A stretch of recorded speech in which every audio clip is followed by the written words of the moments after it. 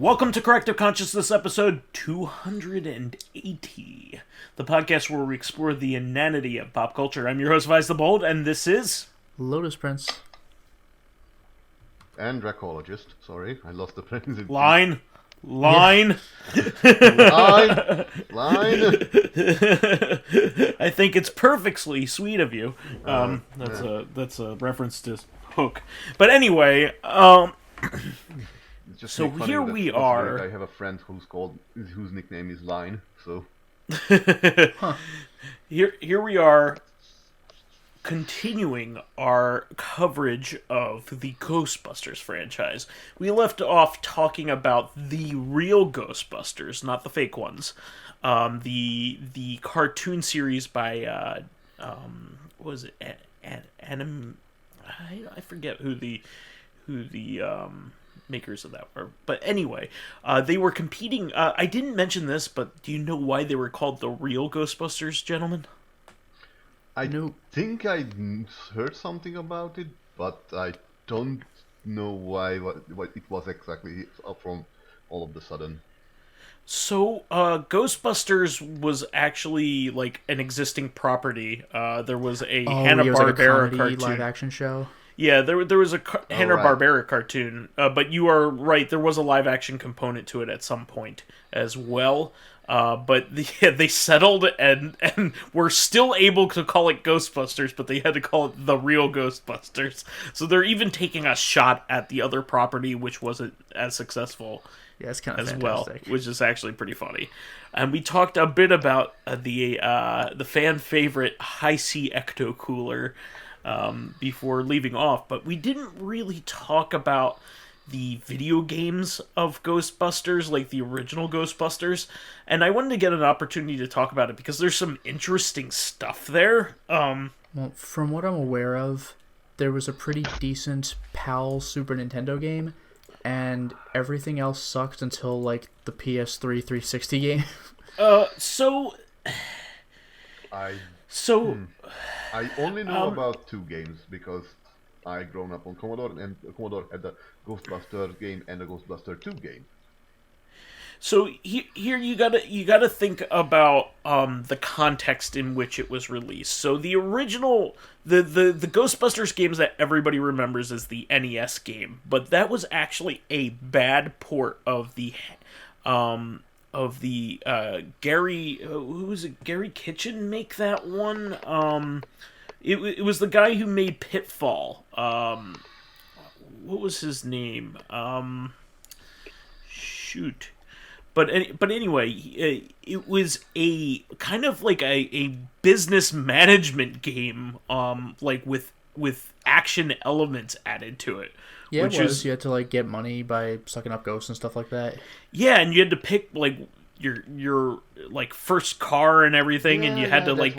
I think that was the field, and you can buy the little Volkswagen car, and you can buy the air. Yeah.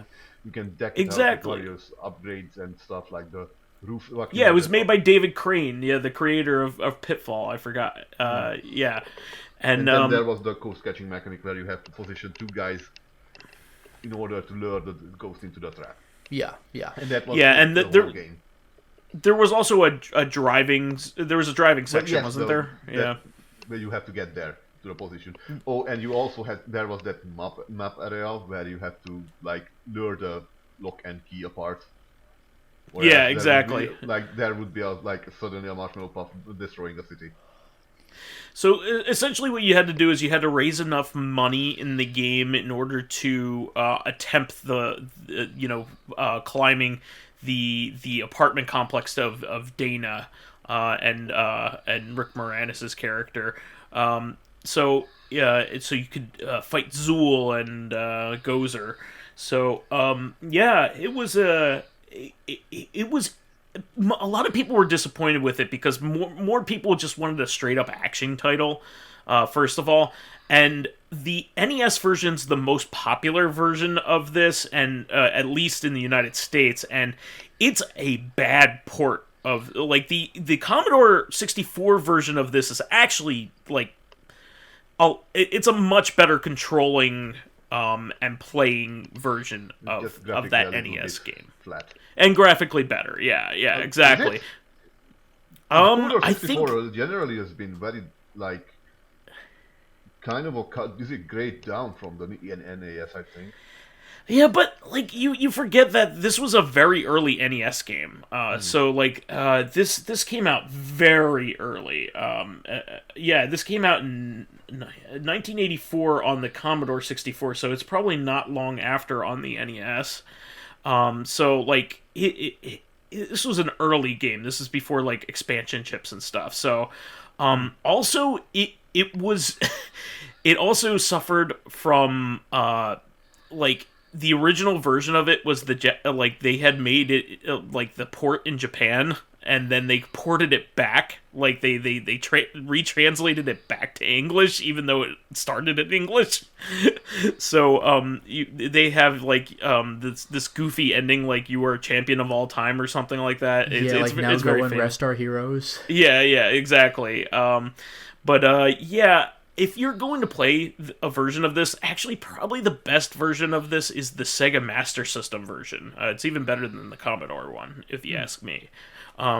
It's much better than the NES version, but it's not a perfect game. Like it has some frustrating controls for sure. I mean, there's you have to climb the fucking stairs just like in the movie.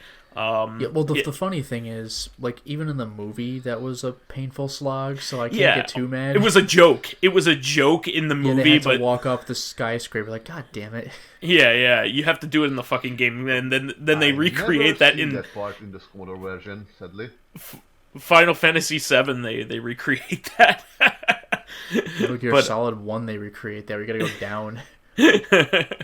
But I really it's not a game really worth defending, but I can tell you that there are better versions of it than the popular one. So there's also a game made by Hudson for the Famicom that was much better.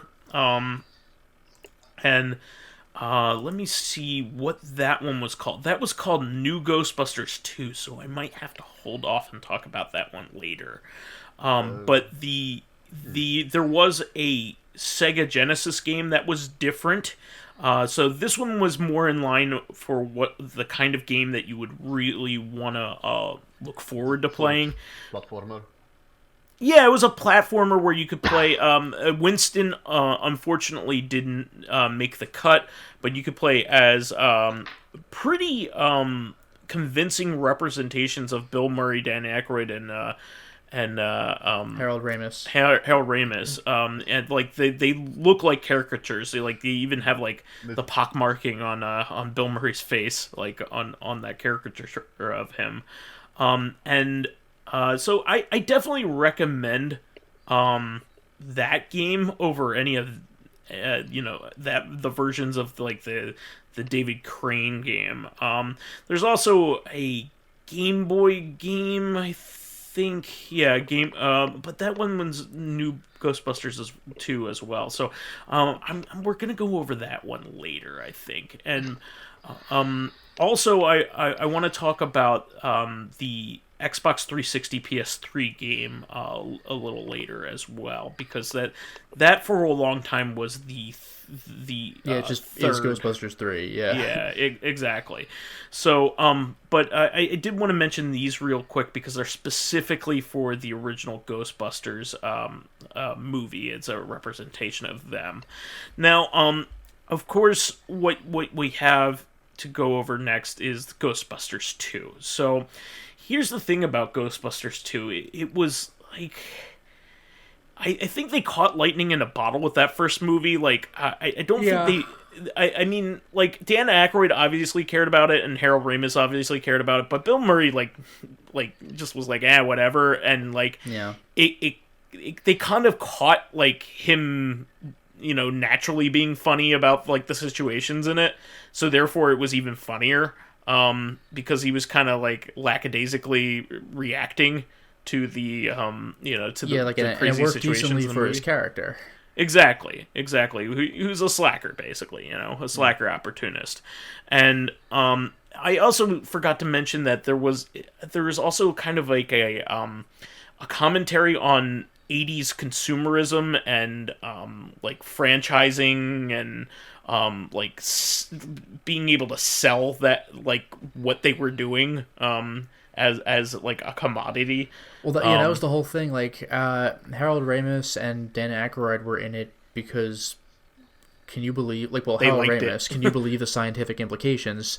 Dan Aykroyd, can you believe the supernatural implications? And Bill Murray, the money. Yeah, exactly. And he's after, the fame and fortune and the ladies as well.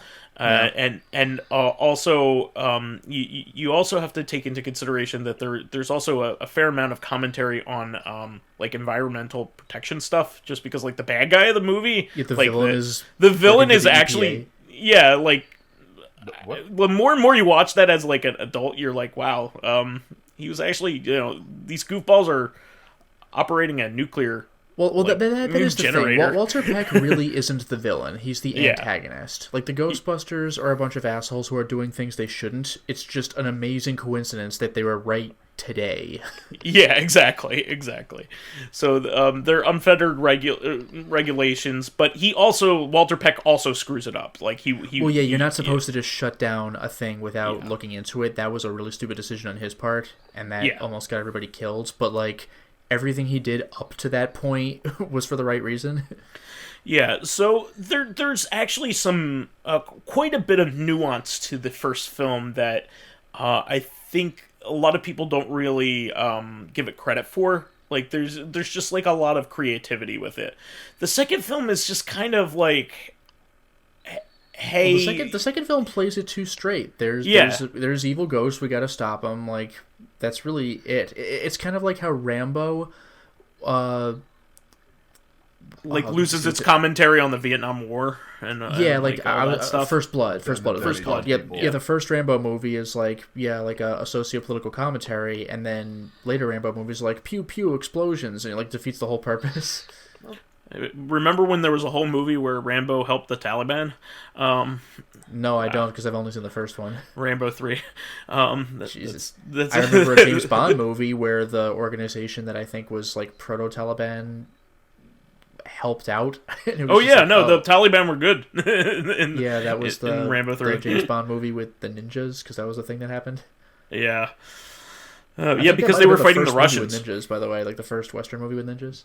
Yeah, because they were fighting the Russians at the time. So that was why. But anyway, Ghostbusters 2 kind of lost that. It did have some commentary on like, hey, it's kind of funny that like the city that was very clearly and very obviously rocked by hauntings, like unequivocally, like without a question, there were ghosts. Like, and they attacked the city. The sky went all dark and spirally, but like people cares about them in the next movie. Yeah, nobody cares about that the Ghostbusters were the ones who like saved the entire the entire city.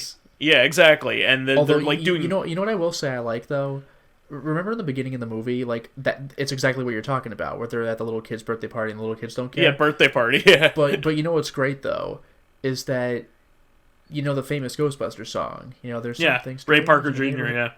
But the Ghostbusters were singing it, so like maybe that was non-diegetic music in the first movie, but they are aware of its existence. I love stuff like that. Or maybe they hired Ray Parker Jr. later. Maybe they invented that song later. Just we happen to have heard it before they thought of it. Now here's the thing. Like they get called in because like the Scoleri brothers, who I think they're actually a cool ghost I like encounter. Their design. Yeah, because they are a duo. There are two brothers that got killed in the electric chair, and they're haunting a judge and a courtroom. So I like that idea. But you can obviously tell that this movie is getting toyetic. Definitely. That's what I was gonna say. Is that like the real Ghostbusters? The ghosts all look like crazy, weird monsters. In the first Ghostbusters movie, there was Slimer, but like other ghosts looked like people except see-through. But the Scoleri brothers were like weird, wacky, like there's no way they looked anything like this when they were alive. They just become crazy monsters like in the children's cartoon. Yeah, exactly. So, they battle them and of course trap them, and they're like the first ghost they've seen since, Gozer. That also is a funny implication that like ghosts only show up when there's like, a fissure, like they have like a way to cross through the plane. Yeah, I do kind of like that. It's not just like there's been ghosts the whole time. How come no one's done anything about it until the first Ghostbusters movie? It's like there are unusual, like one here and one there kind of things. Yeah, like only when real shit goes down are ghosts just around. So like if you just start spotting ghosts, that's probably indicative of a major problem that maybe you don't know what it is yet, but it's coming. So, the villain of this one is a painting, or an and evil... he does nothing for the entire movie, including the climax. Like, he's the most useless character. He looks cool as hell, but, like, he's useless. Vigo the Conqueror, or whatever. Carpathian, yeah. You are like the buzzing of flies to him. Nobody in this Carpathian area is called either Vigo. No? Yeah. No, I live here. Yeah, I was gonna say like that's more your field than mine. Yeah, but that actually makes it funnier. Where like you're just watching the movie in the theater and you're like, no, sorry. It makes me think of. I've never seen the movies, to be honest. I'm gonna tell you a big revelation. I never seen any of the two movies. I fully know about that. I fully know about the plot, but I never. Yeah, it just happened to not. Okay, because no, I was just gonna say it makes me think of like Superbad, where the whole plot of the movie is like, or the whole challenge of the movie is how can I get booze when I'm not 21, and everybody in Europe is like, just fucking buy it, there's no problem. You can get it when you're like 15 or 16, just get it. There's no movie. But Peter McNichol is like the guy who's restoring the artifacts. Janusz. And he's Janusz in this, and he's more famous for Ally McBeal later on. But he's basically the way that Vigo it acts through the world. He gets his little toady to do it. Kind of like Imhotep has his toady in the Mummy movies. Oh, Benny, that was great. But like in Ghostbusters 2, I will say like Vigo is fucking useless, but I gotta admit, when Janusz flew in and captured the baby, that was pretty creepy. That was a creepy shot, yeah.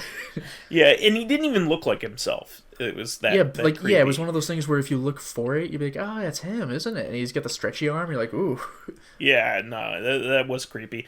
And also Rick Moranis' character does get a proton pack in here, so he definitely is kind of a Ghostbuster in this. Well, appropriately to him, he doesn't actually do anything, but when he starts firing, the challenge is over, so he feels like he did something. that was kind of amusing. Yeah. But I like it that they brought him back and kind of gave him a proton pack at least. So just for a second to see what would happen. Yeah. Yeah, exactly. But the other weaponry in this movie, they did something interesting. They had slime, this slime, like ectoplasm that was running through the sewers of New York. Slime.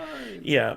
And they found out that it pinkish, but basically just feeds off of whatever whatever vibes that are going on, emotions that are going on. So they spray it all over the Statue of Liberty and do kind of like a corny thing of the Statue of Liberty is basically something that enhances the the joy of New York and the unity of New York. That scene was like, and I'm not even talking about the Nintendo controller, like aside from that, like that scene was incredibly stupid, but but I can't get mad because it's just like, New York coming together. It's like that scene in Spider-Man with the Green Goblin where the New Yorkers are just chucking trash at fucking Willem Dafoe, like you mess with one of us, you mess with all of us. It's very old school New York. It's stupid, but I love it. Yeah. But yeah, I mean, like they defeat it by spraying a bunch of slime and shooting it. They just shoot Vigo. Like, all right. The movie isn't nearly as funny. I also have to say, like, it's not it doesn't have the iconic lines of the first movie in any stretch of it. There is one line that I had personally forgotten, but Red Letter Media brought it up, and it's one of the better lines in both movies. Oh, wow. Where one of them says, like, suck in your guts, gentlemen, like, we're the Ghostbusters. Like, that's fantastic. That is pretty good. Because they actually do have to suck in their gut. Like, that's great, because, like, that's what happens when you film another movie several years later. You don't look the same. Like, that's, exactly. That's fantastic. They're becoming old men. They were not very in shape people to begin with. No, I know, for real. So, like, that was excellent. Yeah, that just heightens their, like, janitor, like, quality, like their blue collar, like, quality. Yeah, we got a job. Yeah, they're not Marines. They're not, like, highly trained never were. machines. You know, they're not anything like that. So I Annie Potts is back. You know, everybody's back. But what is she good even has is a we're back line. She directly says it. What is good is they didn't really make too many references to stuff that already happened in the first one. They did have an appearance of Slimer, but that was about it. They didn't do the Stay Puft, Mr. Stay Puft at all. They didn't ram it down your throat like the cartoon eventually did, where Slimer got bigger and bigger, because little kids like Slimer, even though nobody asked for this. Yeah, so he's in Ghostbusters 2. Okay, all right, remember him? Cool. All right, moving on. Exactly. But yeah, even after all these years, you know, people always say, yeah, the second one just isn't as good. I mean, it's not offensive. That's the best thing you could say. People said that back then. Like, there were a lot of people who were like, nope, there's only one Ghostbusters movie. I thought 2 was okay, but yeah, one is better. Exactly. One is better, and honestly, that's still kind of the way it is. You know, there is you know, and we'll eventually get to this, but like the video game is probably the best thing. I mean, the newest movie isn't terrible. I will tell you that, but it is highly derivative of the original movie. The Afterlife. Afterlife, yeah, and we'll get to that. Good, you know, I heard it's good. But, like, I heard the movie's pretty good, but like, there's a lot of like, do you remember this from the first movie? Exactly, it's highly derivative. How to say this politely? It's very love lettery. Yeah, it's kind of like Force Awakens. Yeah. It's a lot like Force Awakens in that way. Like Force Awakens is the okay, right? Yeah, but it's very similar to it in a lot of different ways. It's the best comparison. It's a callback that people felt that they needed after a previous installment they didn't like. Because like the Force Awakens was like, let's pretend the prequels never happened. I mean, Afterlife, I don't think it was intending to do that to 2016, but like I think people were looking more forward to Afterlife than they were to 2016. Oh yeah, well they've basically they left it open. I mean, this isn't really a shocker. They left it open for sequels to be made off of this one and not the 2016 one. So the 2016 one will be completely forgotten from the franchise. Yeah. Which is kind of like, but the funny thing is they could use both, because like Afterlife is there's about, nothing like, there's nothing in the like new movie to completely discount it, other than, I guess you could say, except for the incredible coincidence of 2 different groups simultaneously, or not simultaneously, but like separately inventing the same exact technology and using our Hearst Ecto 1 car. I guess you do really a can't multiverse. do that, but like you could do a multiverse.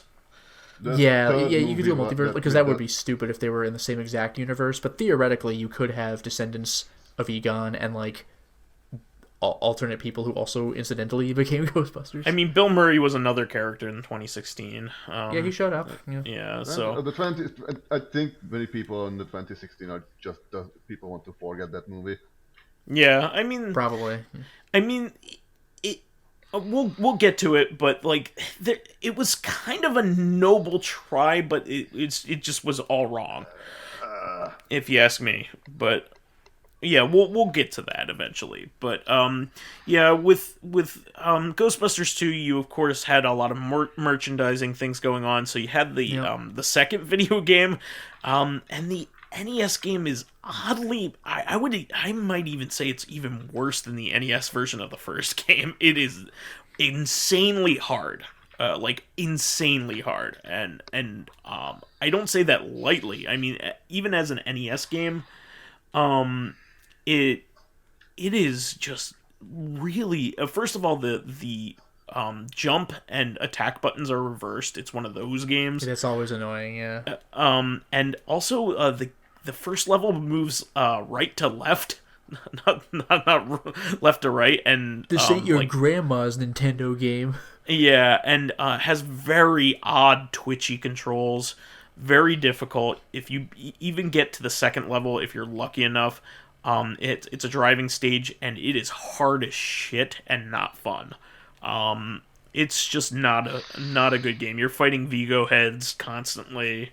Like it makes no sense. It's one of those things. It's like playing the Home Alone video game where you're like fighting like stuff that's in the house, like for some reason. Yeah, you gotta have something before Joe Pesci shows up. I guess. But yeah, that's what I really remember about Ghostbusters 2. And then there's like the new Ghostbusters 2, which is what I really want to talk about. So in this game, you actually can play. It's an overhead game that was only for the Famicom and the European NES, but never the US. Oh, maybe that's what I was confusing, because at the beginning of this I said SNES, but I guess it was regular NES. But yeah, this is apparently as good as the Ghostbusters games got for years. And it's really good. And you can even play, you could play as Winston in it, and you can even play as Lewis in it, which is Rick Moranis' character. So, like all four of them, all five of them, are showcased in the game. And I think you pick your loadout, you pick which people you want to bring with you in a squad, and it's an action game overhead, and like one of your guys has like the trap, which is pretty cool. Yeah. So this is a really good game. If you can play it on like a ROM cart or on an emulator, I definitely recommend it, because it's in English. You can find the European version and play it. It's a lot of fun. I enjoy that game. I think it's probably the best of the old games, for sure. It's made by Hudson, which very few Hudson games from that era are bad, except for maybe Mylon's Secret Castle and maybe Dino Ricky. But oh, jeez, Mylon was Hudson. Yeah. I mean, everything else other than that is a gem. It's bullshit. It's one of those early NES games from Japan that are like Nightmare of Jiraga, where like the game is impossible to figure out unless you have a hive mind. Like everybody's trying something to figure it out, that kind of thing. Like Nightmare of Jiraga was figured out by like crazy people playing it a lot over time and leaving notes on the actual like arcade game, so the next person could find the next secret. So yeah, I think we can leave it right here. I mean, this is a good spot. I mean, we do have a second Ghostbusters TV show to go over next, and then the video game, then the 360 PS3 video game, and then we can finally move on to 2016, which is not a good movie, but yeah. I mean, have fun, because I have zero experience with literally anything Ghostbusters after this episode. Well, we'll get there. Yeah. But anyway, let's move on to our fan stuff here, Lotus. Yeah, a couple of comments from Living Corpse. One of them was, would have liked an analog pocket, but they're out of stock. This is the problem with pre-orders. Just because I have the money now doesn't mean I might have it later when the thing I pre-ordered is finally out. So I didn't pre-order, as I didn't know I'd have had the money later, and I miss out because while I have the money now, it's first come, first serve. Yeah, Analog should really be making their products even to buy in stores. Like their products are so good they could be sold in stores. Like, why don't they just have like wider distribution? I don't understand. And then other comment is Ghostbusters won because Gozer screwed itself over with the sadism. Yeah, they asked them to choose the form of the Destructor. They could have chosen something even stupider if they wanted to. So here you have these washouts who mostly only fight ghosts, most of whom are more pests than actual threats, facing off a being who's an out-of-context threat in every sense of the term. It's not a ghost. It's a being from another dimension with godlike powers. And it chooses to kill them with something one of them loves. and it ends up turning into a monster Marshmallow Man fighting guys with energy weapons. That's what we call overplaying your hand, guys, where you had the advantage to snatch defeat from the jaws of victory because you got cocky and wanted to revel in it. Gozer might as well have thrown itself on a campfire in the Stay Puft form. Yeah. What an idiot. Yeah, you just made it to Earth. Like, just do it. Just finish it. Just do it. And then our question, Stranga Games really asked like a two-part question, but I'm only going to focus on one part right now. What are some of your favorite indie games to play? I mean, like, I don't tend to, like, find something and play it over and over and over, unless it's the nature of the game, like a roguelike or something. So, like, in that regard, I guess you could say Isaac or Gungeon or whatever, but games I've particularly enjoyed are probably the popular stuff people are already aware of. Ori and the Blind Forest, Cuphead, Undertale, you know, like, it's fun stuff, but it's not exactly shocking that I would mention them either. Yeah, a lot of the indie darlings are my favorites too, but I'm more interested to hear like what Dracologist has to say, because this is his bread and butter, honestly. Oh yeah. Yeah, like I barely own any AAA games. Like the latest three are probably just the Doom games. I don't know if I'm going to get anything else. Maybe if I get a better rig and maybe some money, maybe Titanfall 2, because I heard a lot of good things. But I mostly play indie games. And to be honest, I really wish I could upgrade my rig, because right now even the games I used to play are starting to get a little bit choppy.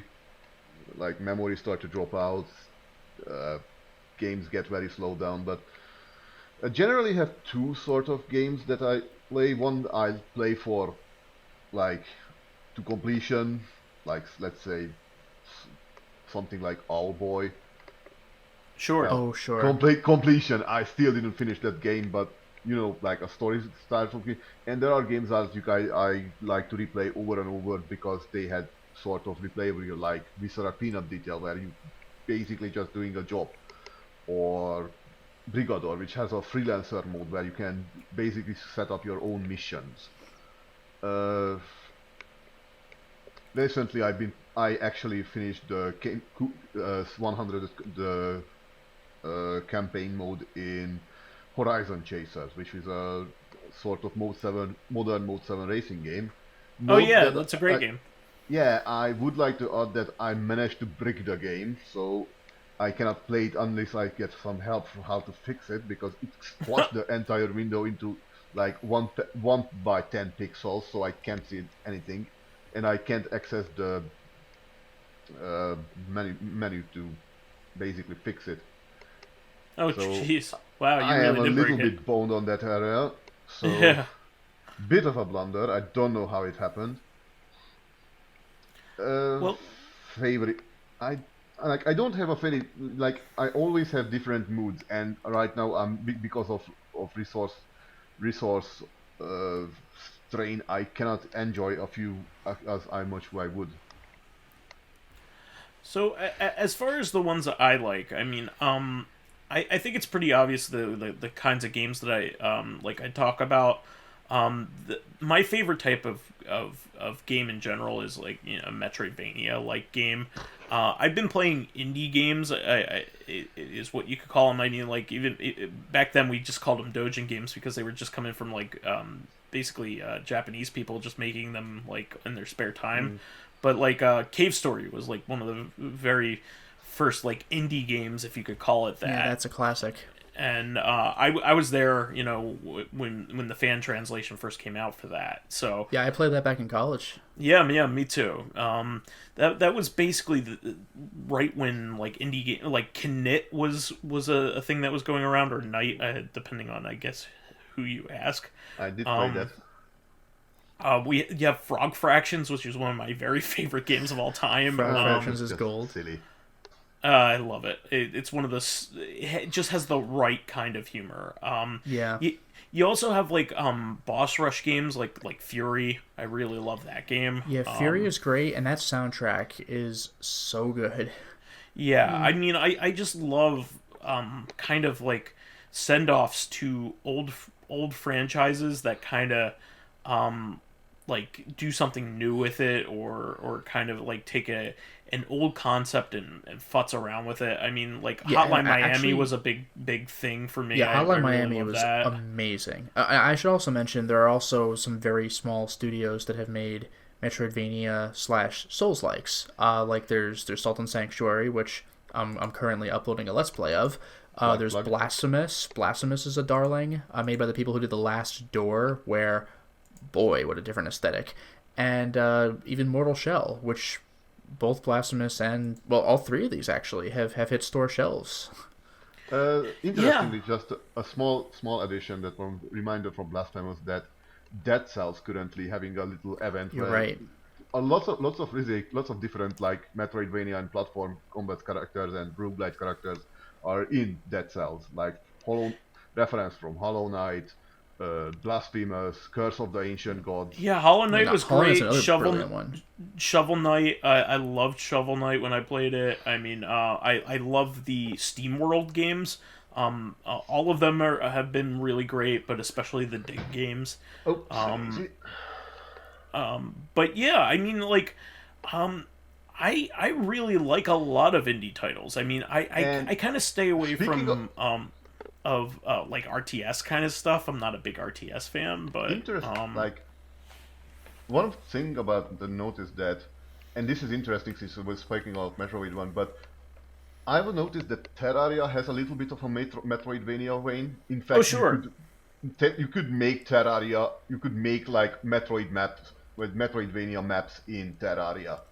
Like you could completely, if you would remove the digging element and use an editor, you could make like maps that to function as like Metroidvania like maps, where you can access areas using only your specific skill set available through various trinkets.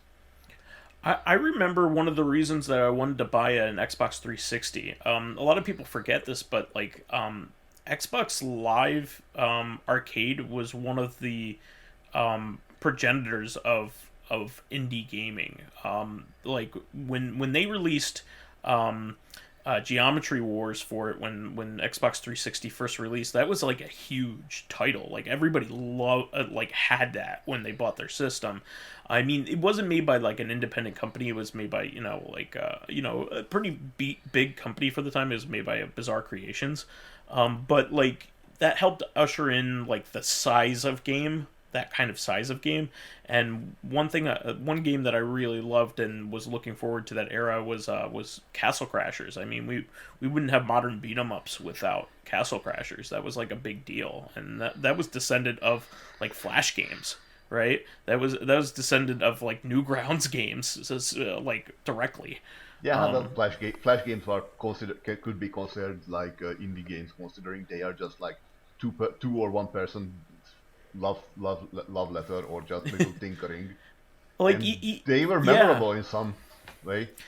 I mean, not only did you have Frog Fractions, but you have like something like a Bobo's Big Adventure, which I still absolutely love. Yeah, that game's pretty great. That game plays better than it has any right to. Like it plays like a good version of NES controls and all that stuff. And it's a far bit easier than most NES games.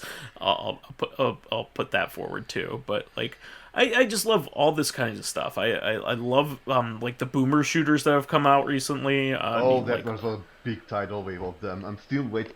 There are like, if you have Rat, they actually send like every 2 weeks they send a little update. So they are working on it. So don't you have like give me a moment. You don't have to worry. They will going to make something out of it, I hope. Yeah, I mean, I even love West of Loathing. I don't know if you guys ever, like Kingdom of Loathing kind of stuff, but it's hilarious. I love that stuff. I think like I think the funny part was enough for me to get like an absolute laugh out of how silly that game is. Oh, I loved it, and I wasn't even like a big Kingdom of Loathing person, but I did play it a little bit occasionally just because it was fun. Yeah, West of Loathing has some really funny moments. Like I was telling Lotus about like like basically reaching into a spittoon was kind of Yeah, like that- almost like referencing like that Silent Hill moment. Like, Yeah, do you yeah. really want to do that? Like, this is disgusting. People have been spitting tobacco in this. Do you really want to do this? It's like, yes. And then eventually you find like a crummy ring in there that like gives you like a minor stat boost. It's really funny. So yeah, I mean, I love all kinds of indie titles. I mean, visual novels too. I mean, I like story-based games too. So, Doki Doki. yeah, Doki Doki Literature Club, which I recently got a physical copy of. So, and Strenga Games has quite a few games under their belt. You should definitely check them out on Steam because their games are amazing. Anything else, gentlemen, before we wrap this up? Speaking of, I think I'm good. I don't know. I'm okay. I'm okay. That I could sing odes about indie games and their high points and low points. So sure. Well, at least we didn't talk about any asset flip games. Anything. Yeah, from those are asset my flip favorite indie games. libraries. oh god. Speaking of like, it's not asset flip. We do want to mention about Eon Must Die and that travesty. Oh, I don't know anything about that. Eon Must Die was this very stylish beat 'em up game that was basically taken away from its development team by I think the publisher for someone, and it recently came out on Steam and it's out there, but Wow. that like it was literally stolen from the developers. The developers on themselves basically just said, okay, so we're going to make it again with a different aesthetic, the same sort of combat, but it's going to be ours now. And I think I don't know what is it called, but I think like if you look up I don't know, like Eon Must Die, I'm fairly sure you will find that other game as well. Well, I like watching videos about that kind of stuff, not actually seeking it out. So, but anyway, I think that'll about do it for this week. We want to thank all of our fans who contributed questions. Stranga Games, thank you for keeping this thing alive. Please keep us supplied with awesome topics by submitting questions of your own via the YouTube and SoundCloud pages. How many more do we have left there, Lotus? This is kind of the last one, but like I said, this is 2 questions in one, and I cut one of them off. So let's just say we have one more from Stranger Games. Okay, well, we need more then. You don't want us to have to come up with a question. I mean, that's just terrible. You don't want that. You don't want that. Please keep us supplied with awesome topics by submitting questions of your own via the YouTube and SoundCloud pages. Line. While there, please give us thumbs ups, likes, and 5-star ratings on iTunes. It helps promote spread awareness of the show, and any bit of encouragement helps keep the show going. It's late. I'm sorry. You can also catch us on Tuesdays for our sister podcast, Corrective Consciousness, the in-depth look at this week in our lives. Finally, you can friend me as vysethebold on pretty much anything. Just give me a heads up. And you can follow me on my YouTube channel, Lotus Prince. You can hit me up on Twitter at Lotus Prince. And finally, if you are interested in seeing my videos early, like Sultan Sanctuary, getting in on exclusive live streams, selecting upcoming games for me to Let's Play, or getting in conversations with me and other patrons on Discord, then perhaps consider swinging by my Patreon account, which can be found at patreon.com/LotusPrince. And you can find me on Discord, either sometimes on Skype and on Steam under the name Dracologist. Okay. Well, we will catch everybody on Tuesday then. Until next time, everyone. Good evening. Bye-bye.